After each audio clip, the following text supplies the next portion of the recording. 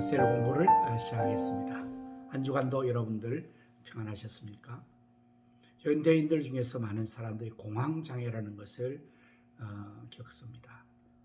이 공황장애라는 것은 한번 증상이 시작되면 갑자기 불안해지고 두려워져서 일상의 생활을 할 수 없을 정도로 두려움 속에 공포에 사로잡히게 된다고 합니다. 비단 공황장애뿐만 아니라 현대인들은 많은 불안과 염려와 근심 속에 살아갑니다. 두려움 속에 살아갑니다. 더욱이 코로나19가 이렇게 3년째 전 지구촌을 강타하고 있는 이런 때에는 모든 사람들이 거의 불안하게 두려움 속에 살아간다고 해도 과언이 아니겠죠. 최근에 오미크론이 이제는 급속하게 확산되면서 언제 나도 코로나에 감염될까 하는 불안 속에 또 심지어 그로 인해서 많은 사람들이 사망에 이르는 이런 일도 보면서 두려움 가운데 살아가고 있습니다. 오늘은 요한복음 20장 19절에서 23절의 말씀을 중심으로 너희에게 평강이 있을지어다라는 제목으로 공부를 하도록 하겠습니다. 1번 안식 후 첫날 저녁 때에는 어떻게 하고 있었습니까? 19절의 말씀 보십니다.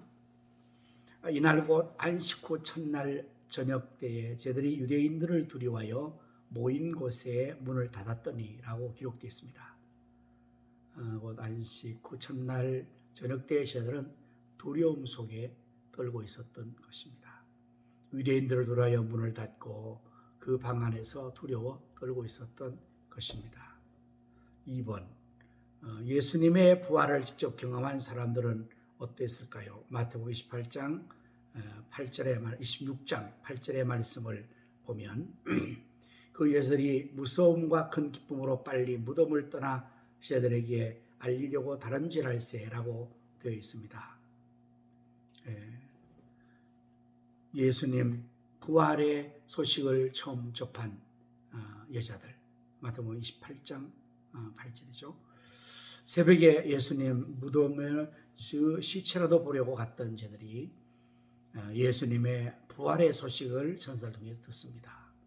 그랬을 때 그들은 큰 무서움과 큰 기쁨으로 사로잡혀 있었다라고 말합니다.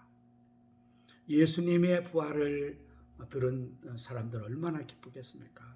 특별히 그 여자들 중에 예수님 어머니 마리아도 있었으니 사랑아들 예수님이 돌아가셨을 때 얼마나 마리아가 슬프고 또 상심이 됐겠습니까? 그러나 그 예수님이 부활하셨다는 사실을 들었을 때는 그 이전보다 더 큰 기쁨 속에 있었을 것입니다.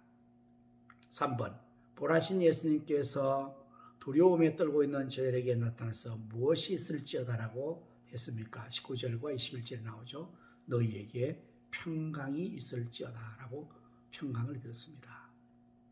두려워하는 자들이 가장 필요한 은혜가 있다면 그건 바로 평강이겠죠. 예수님께서는 바로 그 평강을 빌어준 것입니다. 저들이 지금 두려움 가운데 떨고 있는데 주님께서 그들에게 평강을 있을 것이라고 하셨습니다. 예수님 말씀은 어떤 위력이 있을까요? 4번 예수님 말씀은 전능하신 위력이 있죠. 말씀대로 되는 위력이 있죠. 우리 사람의 말도 효력이 있습니다. 기분 좋은 말을 들으면 기분이 업되고요. 기분 나쁜 말을 들으면 기분이 다운되는 이런 현상을 우리가 경험합니다. 하물며 하나님의 말씀이야 얼마나 효력이 있겠습니까? 예수님 곧 하나님이시니까요. 하나님께서 천지를 창조하시고 또한 사람을 하나님의 형상으로 흙으로 빚으셨습니다. 그러나 그 흙은 아직 살아있는 존재가 안 되죠. 이에 하나님께서 또 흙 사람에게 생기를 주죠. 하나님은 천지 만물을 말씀으로 창조하십니다. 빛이 있으라 하심에 빛이 있었고라고 되어 있습니다. 예수님도 마찬가지입니다. 하나님이시기에 예수님 말씀대로 다 이루어집니다. 예수님께서는 풍랑이 이는 바다와 바람을 잔잔하라고 하셨습니다. 거센 풍랑이 일어서 배를 삼키려 하던 그 상황에서 바람과 풍랑, 바다가 예수님 말씀대로 잔잔해진 것입니다.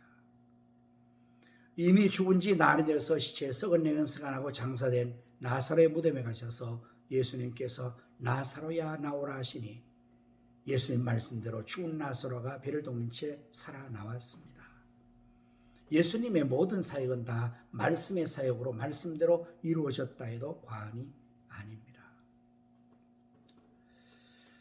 그러므로 예수님께서 저에게 너희에게 평강이 있을지어다라고 말씀하시는 것은 말로 끝나는 것이 아니라 그 평강이 그들에게 주어져서 저들의 두려움은 사라지고 평강이 그 마음과 생각을 자리 잡게 된 줄로 믿습니다. 부활하신 예수님께서 두려움에 떨고 있는 저에게 숨을 내쉬며 무엇을 주셨을까요? 22절의 말씀이죠.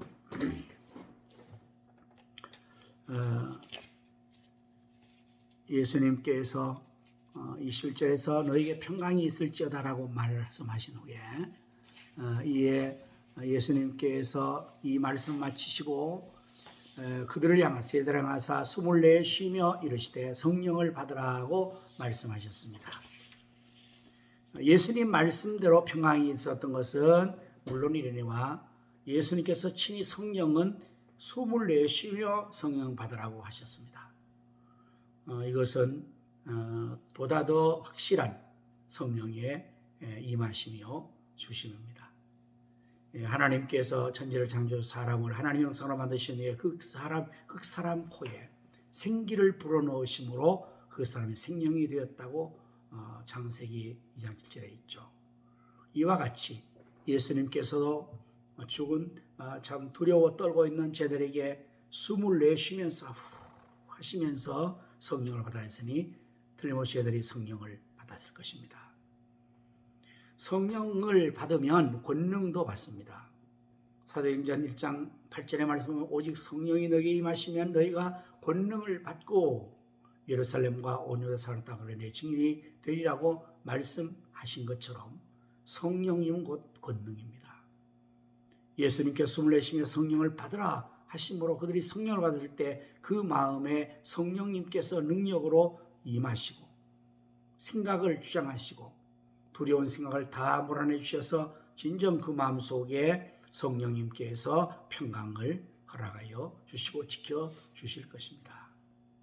이렇게 예수님께서는 제들에게 평강을 주실 뿐 아니라 성령님까지 주셔서 그들로 하여금 이제 나아가 증인의 사명을 완수하게 하실 것입니다.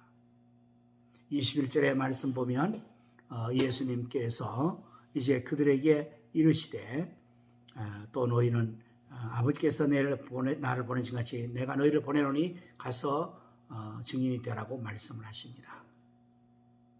성령이 임하시면 권능을 받는데 이것은 사도행전 2장의 오순절의 역사의 사도들도 마찬가지였습니다. 오순절 120명의 성도들이 서로 함께 마가의 다락방에 모여서 오직 아버지 약속하신 그 성령을 간절히 기도할 때 드디어 사도행전 2장 1절에 오순절날 이름에 모인 무리 가운데 주의 성령이 다 임하여서 저들이 권능을 받았다고 했습니다. 이 증인이 되어지는 것은 능력이 없이는 못합니다. 처음에 예수자들이 십자가 사건 앞에 다 도망가고 부인했던 실패의 이유가 어디 있을까요? 그것은 저들에게 능력이 없었기 때문입니다. 이에 예수님께서는 저들에게 지상의 명령을 완수하려면 오직 성령의 충만을 받으라고 권능을 받으라고 말합니다. 그래야 해서 초대 성도들이 저와 함께 다 성령의 권능을 받아서 놀라운 능력 있는 역사를 이루었던 것을 우리는 성령을 통해서 확인할 수가 있습니다. 성령을 주시는 이유가 두려움을 물리치려는 그런 의도도 있지만 아버지께 살아시는 그 사명을 감당할 수 있도록 성령 권능을 부어주신다는 사실도 기억하고 성령님께서 행하시는 가운데 하나님 나라 확장시켜 나갈 수 있기를 바랍니다. 오순절 성령 받은 제들은 어떻게 변화됐을까요? 이전까지는 유대인을 두려워해서 방내 문을 잠그고 들어들고 있었는데 오순절 성령 받은 그들은 권능을 받았기에 문을 박차고 나아가서 예수 그리스도를 힘있게 증거했던 것입니다. 이제 증인이라는 이 단어가 말투스라는 단어로서 순교자라는 의미를 함께 내포하고 있습니다. 왜 그럴까요? 곧 예수님을 증인되려면 목숨을 내놓아야 된다는 사실입니다. 사실 예수님의 복음을 증거하다가 목숨을 잃은 자들이 거의 모두죠. 베드로는 거꾸로 십자가에 달려서 순직하고, 야고보는 칼에 못 베어 죽고, 기타 많은 사람들도 외국에 유리방황하며 참으로 토굴 속에서, 그리고 양의 가죽을 이리 가죽을 쓰고 고통을 당하면서 지냈습니다. 그런 가운데서 어떻게 감당할 수 있었을까요? 곧 목숨을 내놓고 어떻게 증인으로 할 수 있을까요? 그게 바로 성령을 받으면, 성령의 권능이 임하면 그러한 일을 할 수 있다고 말씀을 하고 있고, 오늘 본문에서 예수님께 숨을 내쉬며 성령을 받으라고 말씀하시면서 이제 나아가서 가정 모든 주변을 또 잘 이겨내며 갈 것을 명하시죠. 이제 성령을 받음으로 말미암아 이런 역사가 이루어질 것입니다. 자, 이제 성령 받은 제들과 제들이 어떻게 변했다는 것을, 성도가 듣는 것을 이 말씀을 드렸고요. 이전에 우리는 이제 두려움 속에 살아오고 있었다면 이제는 예수 그리스도께 주시는 평강 얻어서 평강의 삶을 살 수 있기를 바랍니다. 예수님, 우리가 또 이 두려움 속에서 완전히 해방되고 승리 역사를 이루기 위해서 성령을 받으라고 했으니 우리 모두 성령을 충만하게 받고 예수 그리스도의 증인으로서 순교를 각오하고 증거의 사명을 감당할 수 있기를 바랍니다. 우리 예수님의 이 축복이 사랑하는 성도들의 심령 가정에 넘쳐나서 여러분에게 평강이 있기를 원합니다. 성령을 따라 받고 행할 수 있기를 바랍니다. 사랑합니다. 축복합니다.